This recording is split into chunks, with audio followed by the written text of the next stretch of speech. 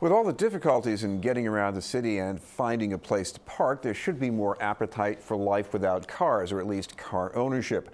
Thanks to new technology, there's growing potential to provide mobility through ride sharing or even more preference for using the T. Our guest has been looking at these alternatives as the co-author of a study on innovative transportation by the Frontier Group and the U.S. PIRG Education Fund. We'd like to welcome the policy analyst at the Frontier Group, Jeff Inglis. Thank you very much for being with us, Jeff. Thanks for having me. First of all, are we not already on the way to this kind of goal with fewer cars on the road, at least in the Boston area? We are. I mean, nationally, Americans are driving less and have been for almost a decade now. And that comes with a lot of different changes in policy and ways that we need to think about these things.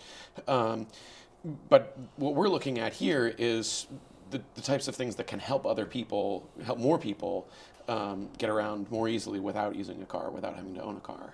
Well, just by way of backdrop here, is this about manipulating people into doing something that they aren't as inclined to do, or is this about really serving the needs and desires that they have? Oh yeah, this is not about manipulating anybody. This is about allowing people to make choices that they have already expressed interest in. I mean, people in the millennial generation, people in the baby boomer generation, and people in the generations in between are already choosing to drive less, and they're saying that if they could, they'd drive even less than they do. And they want to drive less. They want to avoid the costs of car ownership.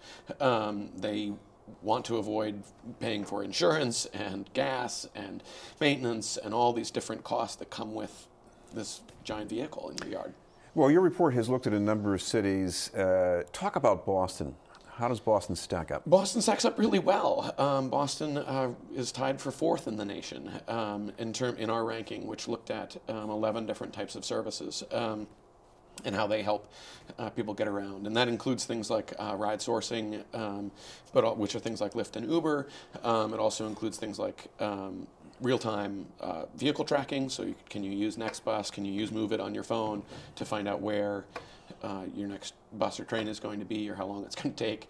And there's a lot of different services, and these things are always changing, and that's one of the actually really challenging things about this report was what to include and how many things we're going to develop between when we started doing the report and when we actually put it out.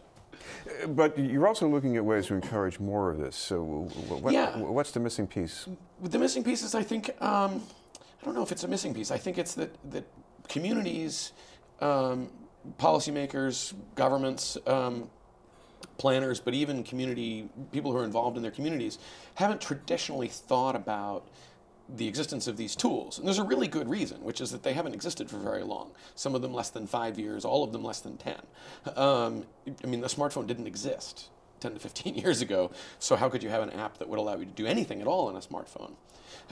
So, you know, these are things that are not traditionally part of the conversation as we talk about transportation planning in our cities. And we're saying, hey, they ought to be. They provide benefits that are not just to the individuals who are making those choices, but to the wider community. If it's easier for people to take transit, they're more likely to take transit, which means fewer cars on the road. Explain the transformation that this technology can bring about, because I know people who aren't that thrilled about using the T, but they whip out the iPhone and they say, oh, that trolley is going to leave in 3 minutes. We can catch it. Mm-hmm. Why is that? Well, there's a lot of, and there has been a lot of research that we don't really go into here, but about the sort of perception of delay and perception of how long something takes. And the basic idea, as I understand it, is that if you have more information about it, you feel a little bit more in control. It's not like you're just sort of walking out to a stop and buying a lottery ticket, and hopefully it'll come by someday. But you can say, oh, well, it's coming in 3 minutes, or you know what, I missed it. There'll be another in 10 minutes or in 20 minutes, or depending on what route you're on. For bus routes, for example, you might say, oh, well, there'll be one in the next hour. I can get something done. I don't have to stand out there waiting, wondering, is it coming now? Is it coming now? Is it coming now?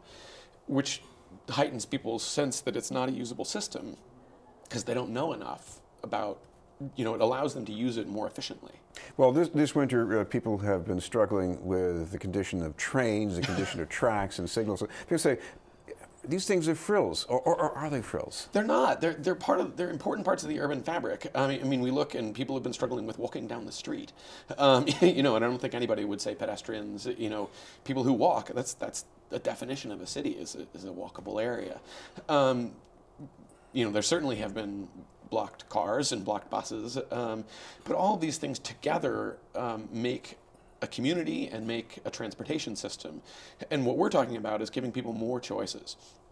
People who say they want more choices, let's give them to them. Let's you know, find other ways to get around. I mean, you can see, for example, in the recommendations of people, well, you know, try not to drive, do take public transportation, or you know, maybe don't take public transportation if you're in this area, or this is one of your destinations, because we're having particular problems there. We need options to get around efficiently and get where we need to go.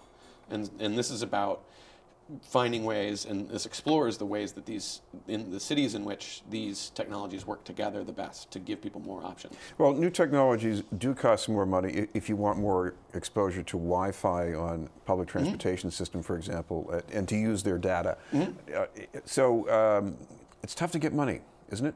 Yes, it is, but it's tough to get money for all kinds of things. And what we're saying is that when we look at our transportation priorities, we should include a broad definition of what those mean. There is money that people sometimes earmark for particular projects.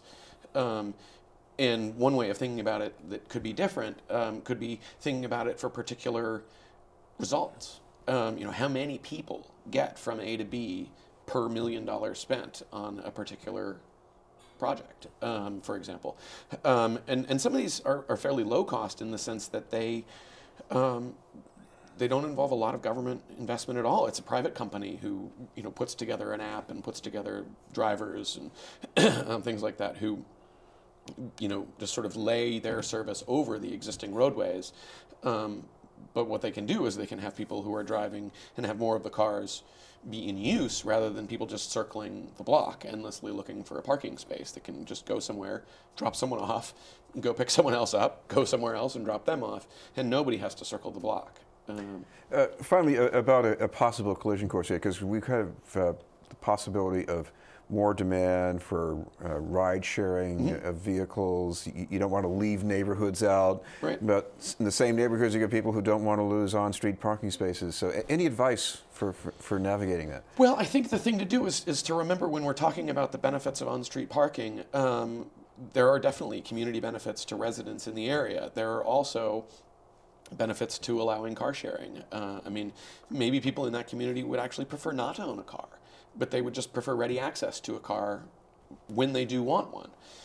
Is the best choice for a particular parking spot for that person to just leave their car there for weeks on end, or to have it there for other people to use as well, and then when they come to want a car, there's one in that spot for them. It's a matter of talking about priorities in an inclusive way that